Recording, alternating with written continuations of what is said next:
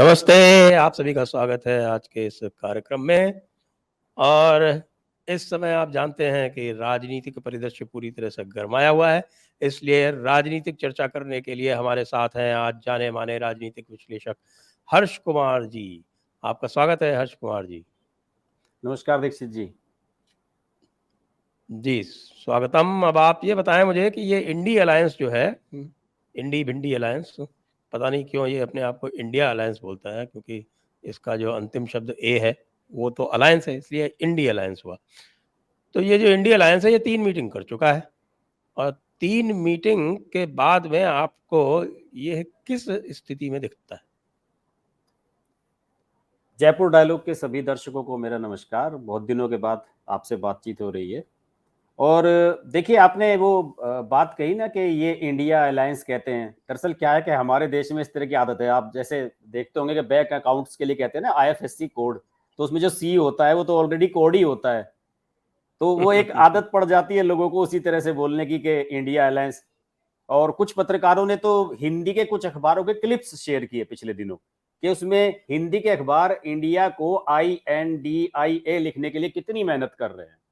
अब उन्हें क्या बताया जाए कि इंग्लिश का वर्ड है इंडिया, उसको वो हिंदी में लिख ही नहीं सकते, उसको वो INDIA ही लिखेंगे, या तो वो इंग्लिश का फॉन्ट चेंज करें, उतने पोर्शन पे इंडिया लिखवाएं। तो ये कुछ मीडिया से जुड़ा हुआ आदमी हो तो मुझे पता है कि तकनीकी दिक्कतें कहाँ से आती हैं।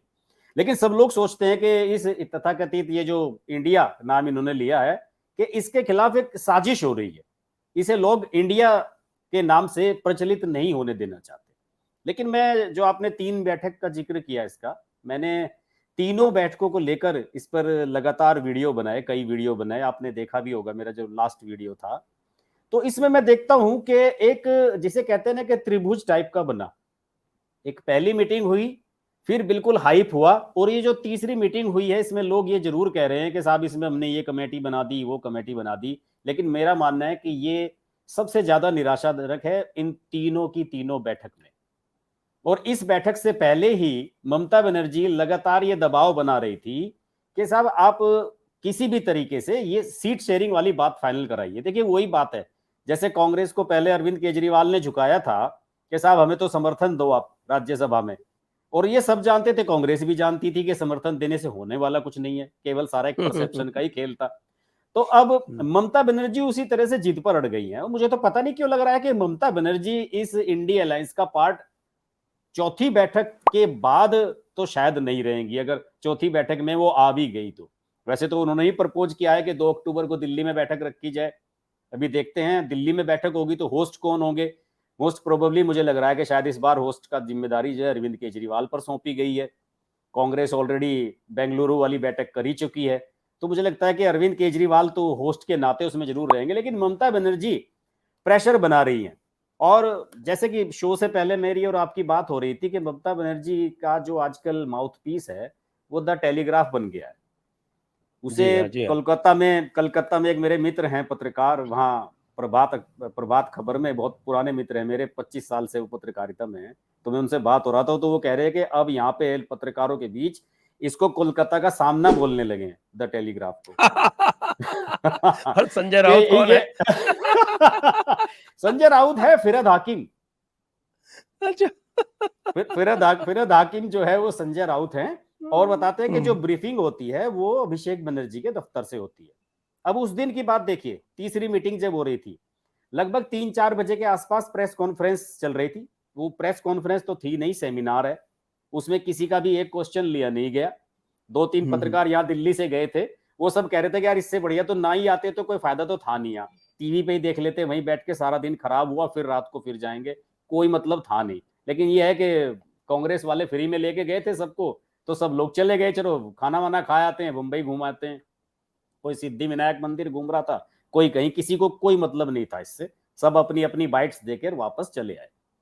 तो इसमें जो सीन था वो यही था कि ममता बनर्जी ने ये कहा, आपने लालू की अगर स्पीच देखी हो तो लालू कह रहे हैं कि वो हमारी ममता दीदी भी थी, फिर उन्होंने गर्दन घुमा के वो देखते हैं तो ममता दीदी तो है ही नहीं मंच पे, वो तो जा चुकी हैं। वो 6:30 बजे लैंड कर चुकी थी कोलकाता में वापस, 6:35 की उनकी लैंड टाइमिंग है।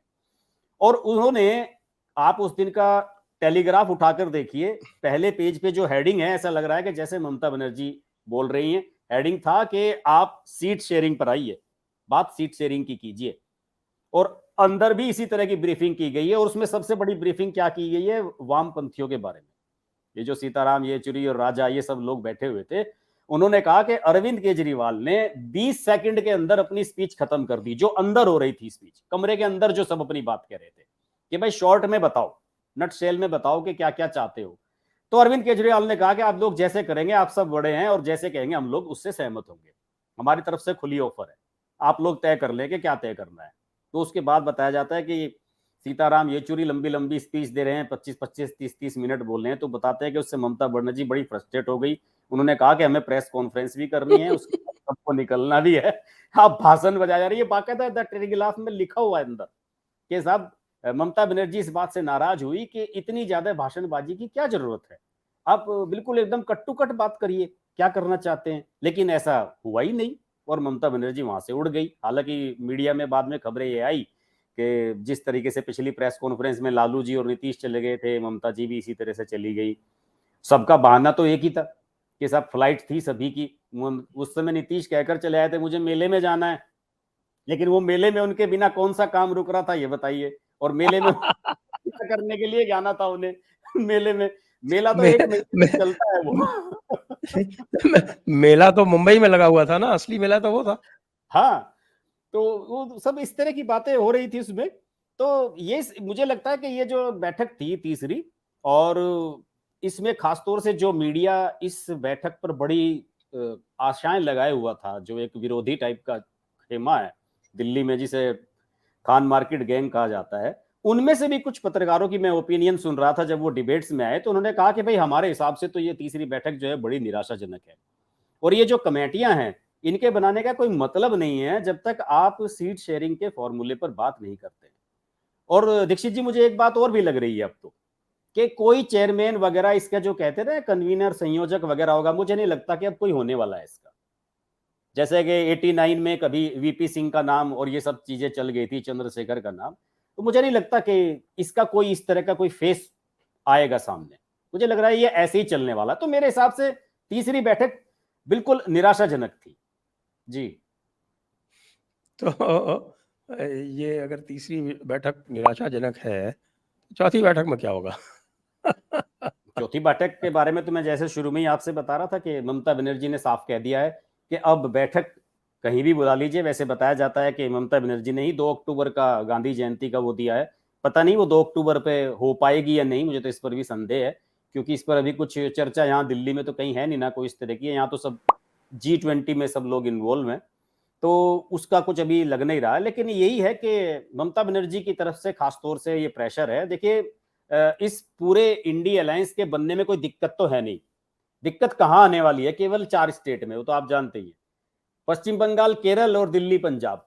और जगह तो कोई दिक्कत है ही नहीं इसमें, बिल्कुल क्लियर है, ऑलरेडी सब सॉर्टेड और है। जगह या तो कांग्रेस गायब है या हाँ, रीजनल पार्टीज गायब है। रीजनल पार्टी और गायब है।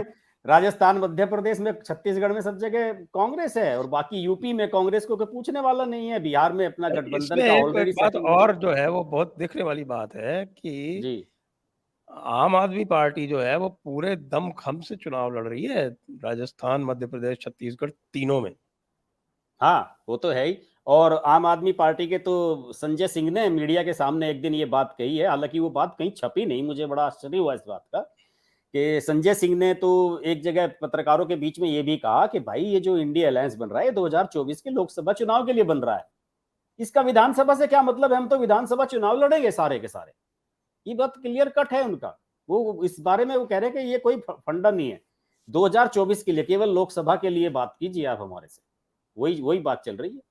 इसमें एक बात ये है कि ऐसा कई लोग और भी जो हैं जानकार लोग, राजनीतिक विशेषज्ञ, वो ये कह रहे हैं कि कांग्रेस पूरा का पूरा मामला लटका के रखना चाहती है जब तक कि विधानसभा चुनावों के परिणाम ना आ जाएं, क्योंकि विधानसभा चुनावों के जो परिणाम होंगे उसके अनुसार उसकी स्थिति जो है वो या तो सुदृढ़ होगी या दुर्बल होगी, कमजोर होगी या बिल्कुल भूत होगी। बिल्कुल बिल्कुल। यही है तो कांग्रेस का। तो कांग्रेस और ने पहले भी तो आश्वासन नहीं दिया था। आम आदमी पार्टी शातिर है इस मामले में, वो ये समझती है, तो वो पूरे दमखम से चुनाव लड़के ये प्रयास करेगी कि कांग्रेस इन तीनों जगहों पर हारे, जी जिससे कि जो आम आदमी पार्टी की बार्गेनिंग पोजीशन है वो कांग्रेस के अपेक्षा वो सुदृढ़ हो, मजबूत हो।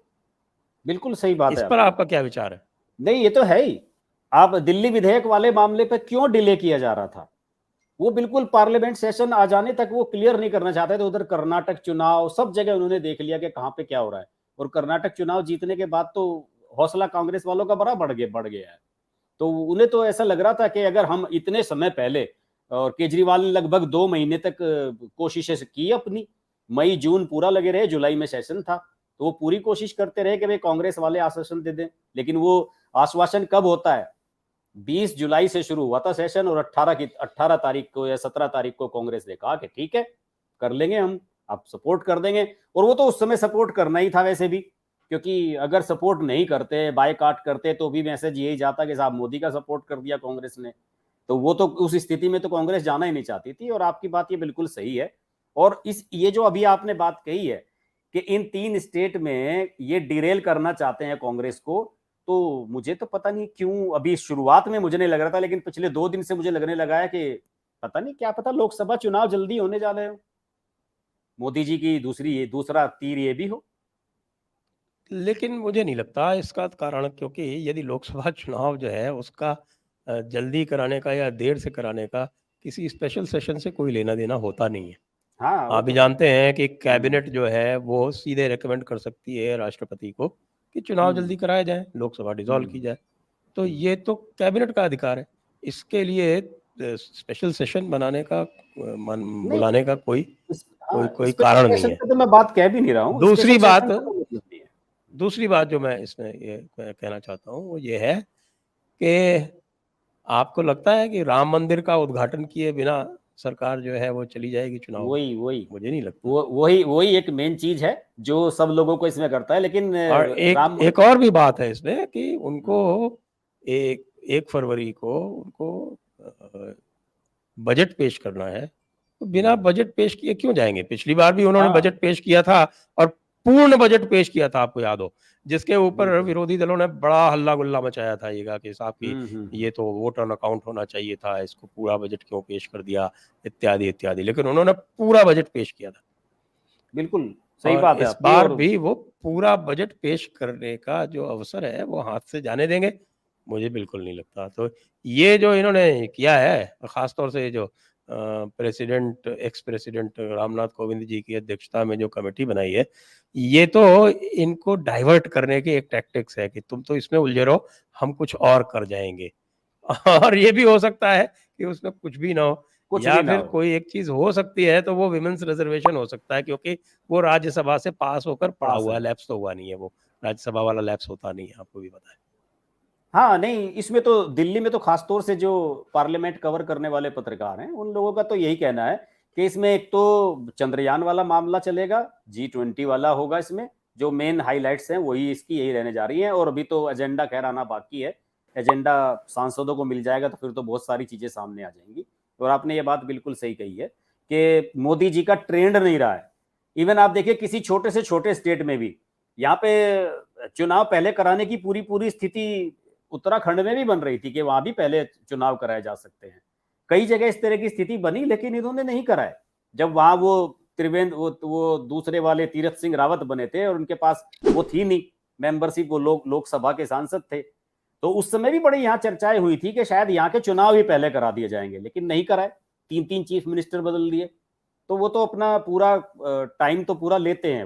वो उस तरह का नहीं करते कि साहब पहले चुनाव करा लें। और फिर ये तो आपने बिल्कुल बात सही कही, ये सभी लोगों की ये भी ओपिनियन है कि राम मंदिर के मुद्दे को, उस इतने बड़े मुद्दे को जिसके लिए इतने सालों से लगी हुई है बीजेपी का कोर एजेंडा रहा है इतने समय से, उस मुद्दे को कैसे छोड़ देंगे, उससे पहले चुनाव कैसे करा लेंगे।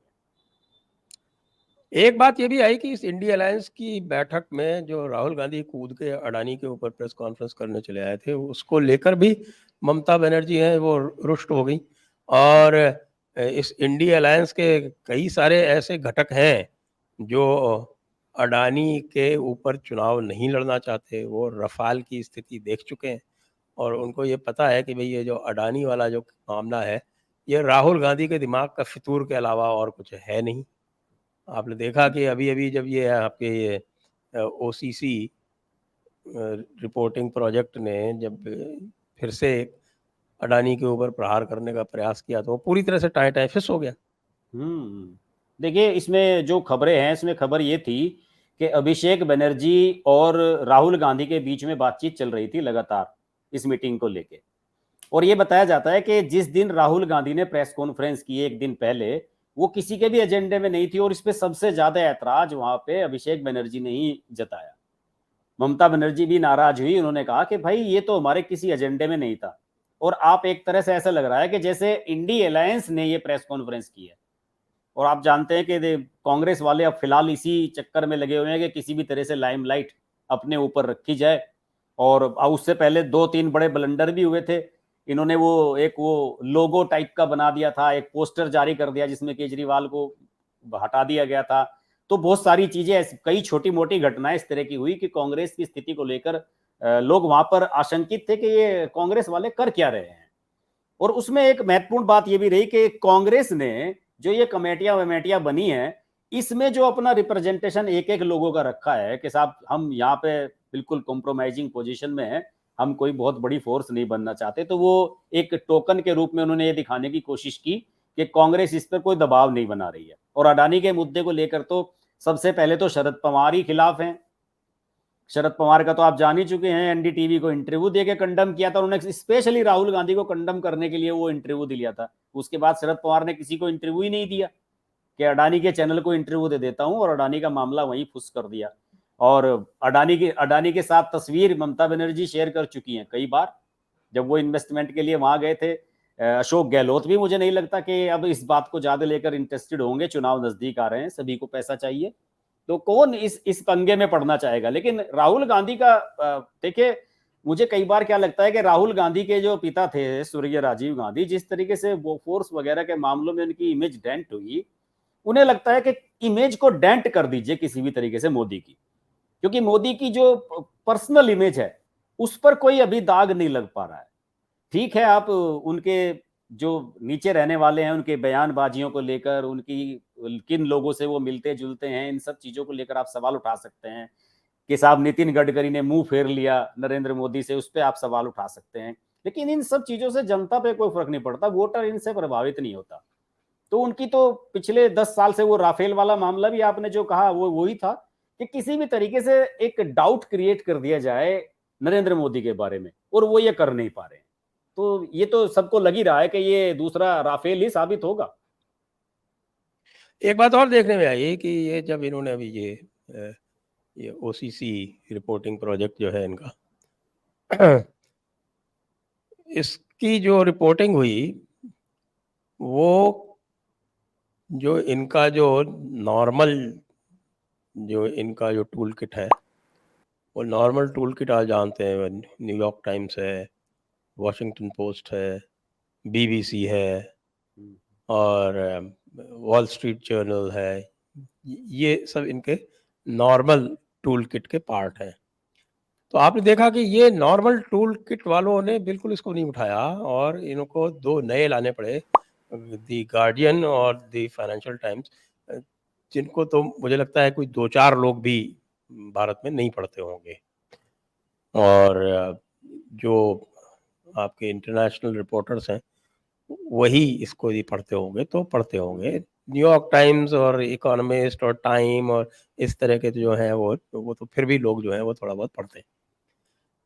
तो क्या आपको ऐसा लग रहा है कि इनका जो टूल किट, अच्छा एक बात और भी देखी हमने, भी जो चंद्रयान और जो आदित्य वाला जो हुआ, उसका साहब बड़ा ज़बरदस्त कवरेज आ रहा है फॉरेन मीडिया में। जिन जो नाम मैंने आपको लिए, इन सब ने उसको बड़ा जोर शोर से दिखाया। तो क्या जो इनके स्पॉन्सर्स हैं, उन्होंने राहुल गांधी में उनका जो भरोसा था वो खो दिया है क्या? देखिए, अभी तो चुनाव में 6 महीने बाकी है। और हो सकता है कि न्यूयॉर्क टाइम्स और टाइम के साथ कुछ और वही डिवाइडर वाला कुछ प्लान किया गया हो। अभी तो इतनी जल्दी कहना ठीक नहीं होगा, क्योंकि अभी लंबा समय है। तो एक लंबी टूल किट वालों के लिए तो एक लंबी चेन बनाकर चलना पड़ता है ना, 1 बाय 1 प्लान करना पड़ता है। तो इस अभी तो फिलहाल इसे तो मेरे ख्याल में 2-3 जो यहाँ के यूट्यूबर हैं, उनके अलावा पत्रकार, उनके अलावा किसी ने इसे उठाया नहीं, चैनल्स ने भी ज्यादा नहीं इसे उठाया है। तो मुझे लगता है कि अभी तो वेट करना होगा। अभी ये कह देना कि साहब न्यूयॉर्क टाइम्स और ये सब लोगों जो मेन मीडिया है इसने अभी नहीं उठाया, अभी तो मतलब जल्दी होगी। अभी वो तो चुनाव 6 महीना है, अभी देखिएगा, अभी तो कुछ ना कुछ तो आएगा जरूर। इतनी आसानी से तो सब नहीं निकलेंगे। आपको याद है कि वो डिवाइडर वाला, द डिवाइडर क्या था वो हेडिंग में भूल रहा हूँ, डिवाइडर इन आया चीफ।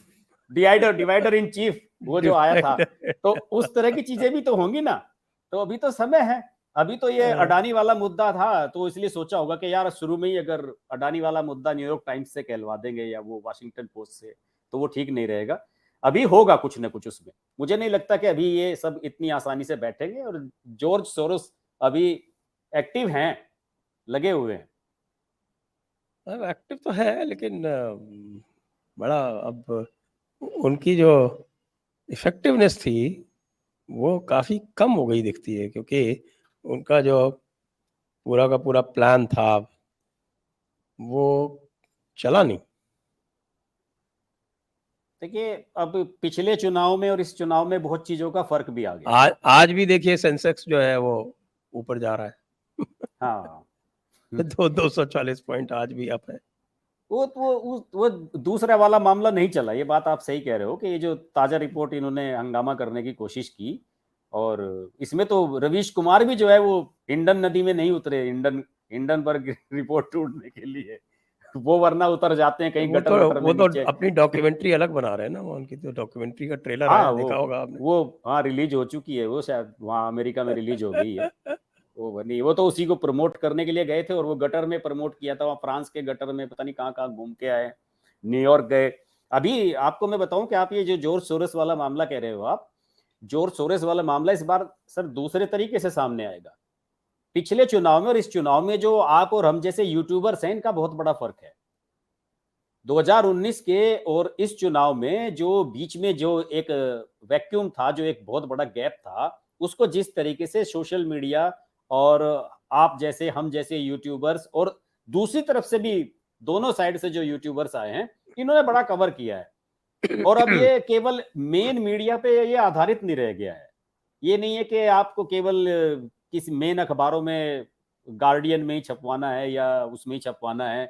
तो मुझे लगता है कि इसके लिए प्लानिंग की गई है। अभी देखिए, वो महिला पत्रकार है, वो भी आजकल न्यूयॉर्क गई हुई है जन्मदिन मनाने के लिए। वो जिन्हें लगता है कि हमेशा मुसलमानों पर ही अत्याचार हो रहे हैं इस देश में। तो अभी तो फिलहाल इन लोगों को विदेशों के सैर कराए जा रहे हैं। अजीत अंजुम टर्की घूम के आए थे पूरी टीम के साथ अपनी। तो टूल किट जो चल रहे हैं वो नई तरह के निकल निकल कर आ रहे हैं इस बार सामने।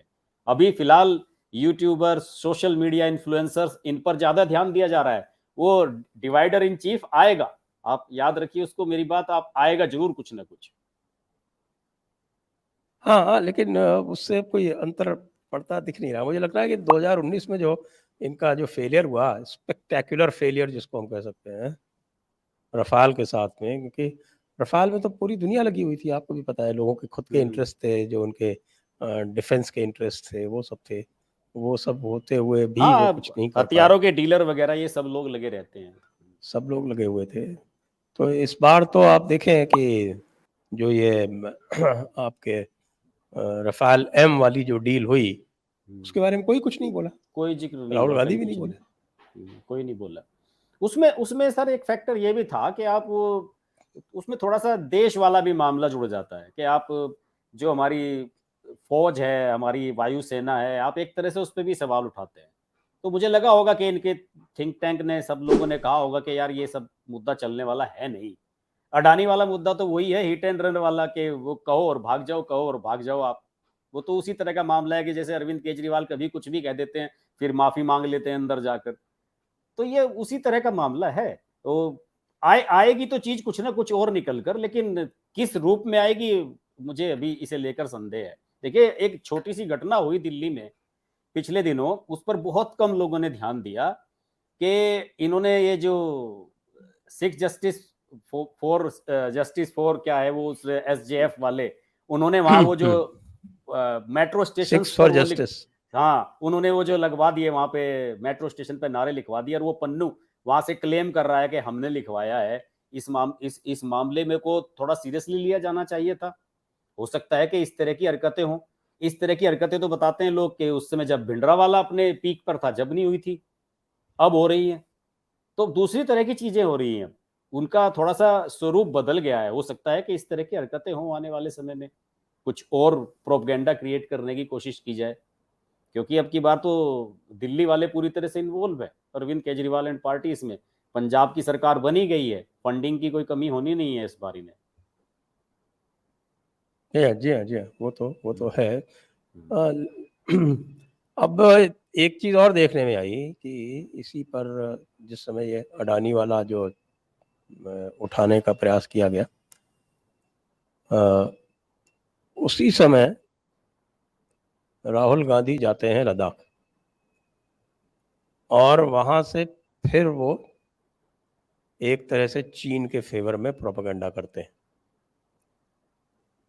और ये जो पूरा जो ओसीसीपी प्रोजेक्ट है, और राहुल गांधी का जो आपके जॉर्ज सोरोस से जो कनेक्शन है वो जो सामने आया है, साथ में जो कांग्रेस पार्टी का जो चाइनीज कम्युनिस्ट पार्टी से कनेक्शन सामने आया है, तो आप क्या सोचते हैं कि ये नैरेटिव इनको किसने समझाया है कि भाई तुम ये कार्य करो? ये सारे के सारे कार्य पॉलिटिकली तो हम कहेंगे कि एक तरह से सुसाइडल है। बिल्कुल। और राहुल गांधी जो भी काम करते हैं सुसाइडली करते हैं, आपने देखा ही होगा। वो तो जो उनके दिमाग में एक बार फीडबैक मिल जाता है वो बैठ जाते हैं। एस जयशंकर ने एक बार बताया भी था पार्लियामेंट में कि भाई राहुल गांधी को बुलाकर सब चीजें समझाई गई थी, जब पार्लियामेंट की कमेटी की बैठक हुई थी उसमें सब चीजें बताई गई थी चाइना को लेकर। लेकिन उनके दिमाग में जो चीजें बैठ जाती हैं वो तो उसी के हिसाब से बताते हैं कि मैं मुझे तो यही करना है। और मुझे तो लगता है कि ऐसे मौके पर लद्दाख की यात्रा करने का मकसद सिर्फ यही था कि एक बार फिर चाइना वाले मुद्दे को मैं उठा लूं। और इसमें मैं थोड़ा सा मानता हूं, जो आपने बात कही है कम्युनिस्ट पार्टी वाली, उसमें तो सबसे मेन चीज यही है कि इसमें तो बीजेपी भी विफल रही है इस मुद्दे को उठाने में। सुब्रमण्यम स्वामी जब से बीजेपी से आउट हुए हैं तब से गांधी फैमिली पर बीजेपी कहां उस तरह का प्रहार कर पा रही है, आप बताइए। सुब्रमण्यम सुब्रमण्यम स्वामी तो वैसे भी चीन के समर्थक ही हैं। सुब्रमण्यम स्वामी कम से कम गांधी परिवार को लेकर नेशनल हेराल्ड कुछ ना कुछ पुरानी चीजें निकालते रहते थे, कहते रहते थे। वो एक तरह से जो एक बीजेपी का टूल किट थे, मेरा तो मानना है। लेकिन वो उसे बीजेपी के पास अब इस तरह के लोग हैं नहीं। पता नहीं क्यों इस मामले में मुद्दों ने उठा ही नहीं पाया, जबकि पुरानी पुरानी तस्वीरें सोशल मीडिया पर शेयर की जाती हैं कि राहुल गांधी सुब्रमण्यम सिग्नेचर स्वामी कर रहे किसी का टूल किट हो नहीं सकते, वो स्वयंभू हैं। हैं। लेकिन वो फिलहाल तो बीजेपी का एक, जिसे कहते हैं कि वो टूल किट, बीजेपी ने उन्हें काफी इस्तेमाल तो किया अपने लिए। और आजकल तो वो बीजेपी के विरोध में खड़े हुए। विरोध में है। वो तो बग्गा के खिलाफ जो है वो केस लड़ने जा रहे हैं, तेजिंदर पाल बग्गा के खिलाफ। और वो बताते तो हैं कि कपिल कुछ सिब्बल को अपना वकील कर रहे हैं वो। सुब्रमण्यम स्वामी जो है कुछ ना कुछ करते रहते हैं। हाँ, ये चाइनीज कम्युनिस्ट पार्टी वाली आपने बात बिल्कुल सही कही है। दरअसल इस मुद्दे को मुझे लगता है कि बीजेपी उस तरीके से उठा नहीं पाई है। इसे लेकर एक, जिसे कहते हैं ना, मुहिम चलाना, मीडिया ड्रिल जिसे कहते हैं, कि मीडिया में लगातार इसको इसे लेकर खबरें छापी जाएं, इसको ताकत के साथ नहीं बीजेपी उठा पाई। यही वजह है इसकी। बिल्कुल आप सही कह रहे हैं। तो और आप आगे क्या देखते हैं इस समय जो स्थिति है राज्यों की, विशेषकर उत्तर भारत की जो स्थिति है, और लोकसभा में जिस प्रकार से पिछली बार हुआ था, आपको लगता है कि कांग्रेस तो फंसी हुई है अपने ही चक्करों में, और इंडी अलायंस के जो उसके साथी हैं वो ऐसी ऐसी बातें कर रहे हैं कि उसका जो मेन एरिया है उसमें तो उसे फिर कुछ भी नहीं मिलेगा? बिल्कुल आप सही बात है। सनातन धर्म के विरोध में बातें करके उत्तर भारत में, गुजरात में, महाराष्ट्र में क्या पाने की अपेक्षा रखते हैं? देखिए वो तो मैंने आज ही उस पर एक वीडियो बनाया है, सनातन धर्म वाला जो मुद्दा हुआ है। आपने शायद देखा होगा कि कल राहुल गांधी के यूट्यूब चैनल पर एक वीडियो आया है, राहुल गांधी इसमें मटन पका रहे हैं लालू जी के घर पे जाकर। जी। देखा है आपने वो 7.5 मिनट का वो जो वीडियो है, वो किस दिन शूट हुआ? जिस दिन राहुल गांधी की सदस्यता बहाल हुई थी, उसी शाम राहुल गांधी गए थे लालू प्रसाद यादव के घर पर। तो इंडियन एक्सप्रेस ने एक छोटी सी खबर छाप दी कि लालू के घर पर मटन का मजा लिया, राहुल ने पकाया भी और खाया भी। छोटी सी एक खबर सिंगल कॉलम दिल्ली में छापी। उसके बाद जो सोशल मीडिया सेल है इनका, आईटी सेल है कांग्रेस वालों का, तो लोगों ने कहा कि भाई अगर इस वीडियो को अब रिलीज किया गया जिसमें राहुल गांधी खुद मटन पे वो नमक मिर्च मसाला हाथ से मिलाते हुए, प्याज उसमें मिलाते हुए दिखाई दे रहे हैं, तो इसका इंप्रेशन बहुत खराब जाएगा।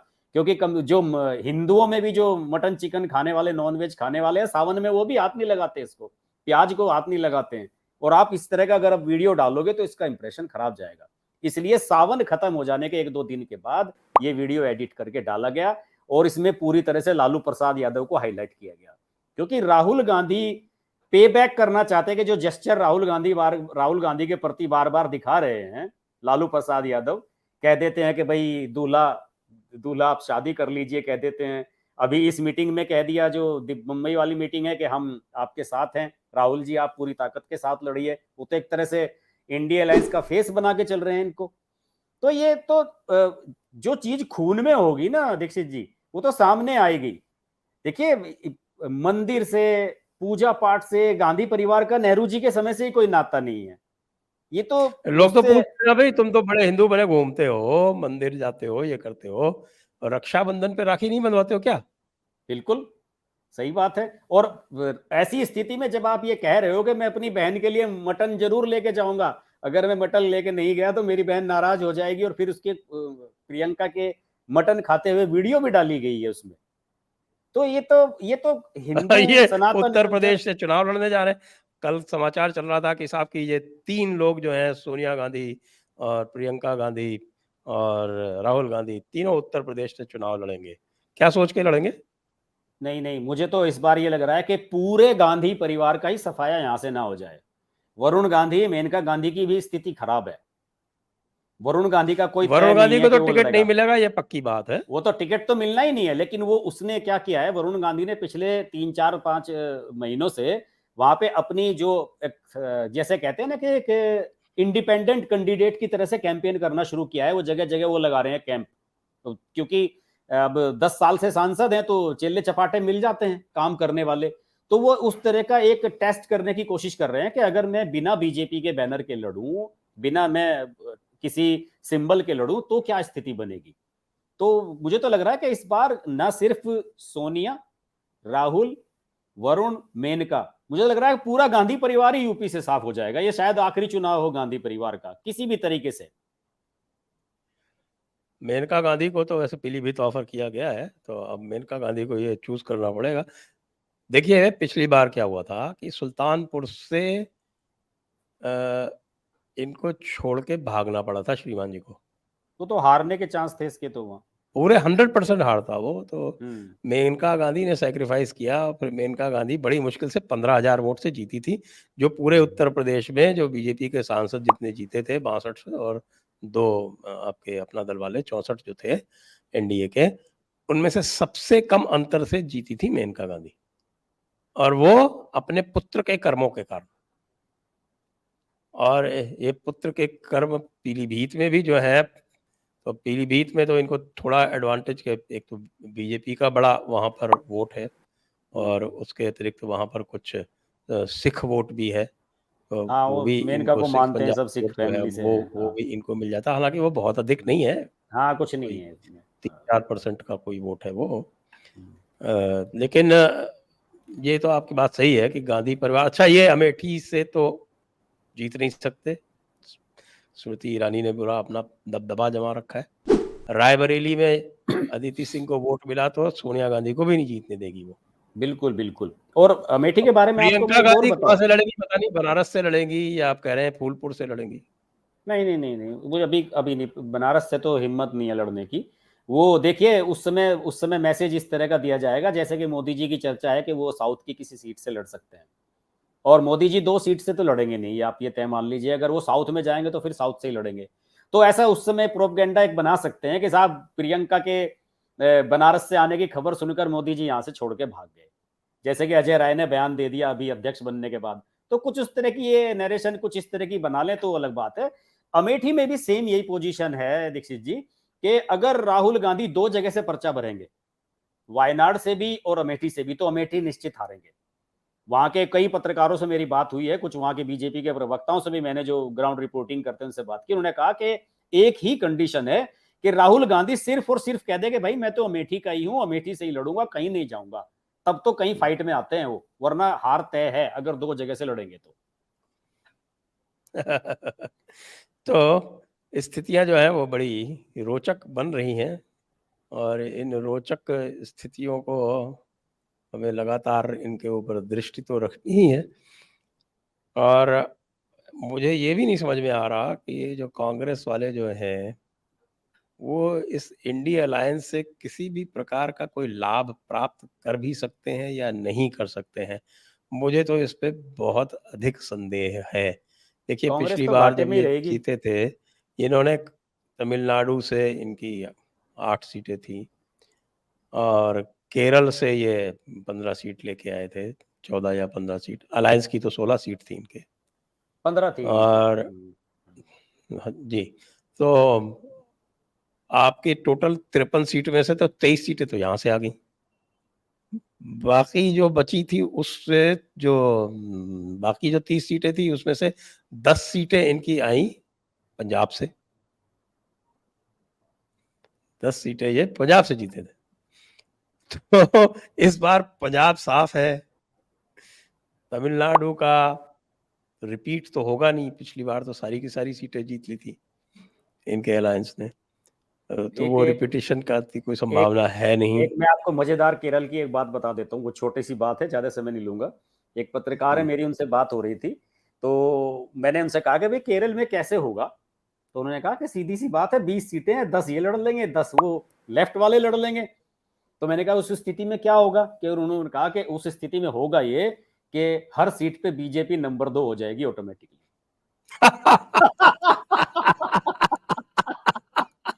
कि बीजेपी को भले ही 10,000 वोट मिले, 50,000 वोट मिले, तो हर सीट पे नंबर 2 बीजेपी हो जाएगी। बीजेपी को तो इससे बड़ा बूस्टअप कुछ मिलेगा ही नहीं आगे के लिए, क्योंकि बीजेपी वाले बड़े डेस्परेट वैसे भी बीजेपी वहां से कोई सीट एक्सपेक्ट कर नहीं रही है। कोई एक्सपेक्ट कर नहीं रही।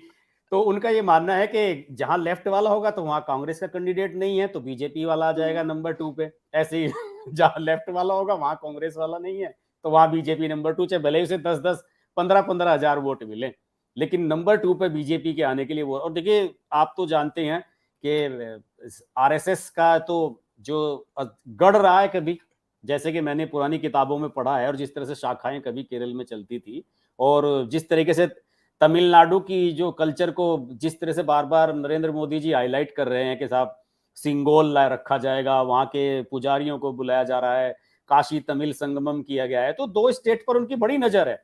और वो जानते हैं कि तमिलनाडु में हिंदू वोट्स का एक बहुत बड़ा चंक है, जो जयललिता के जाने के बाद वो ढूंढ रहा है कि मुझे कहाँ जाना है, मुझे कहाँ जाना है।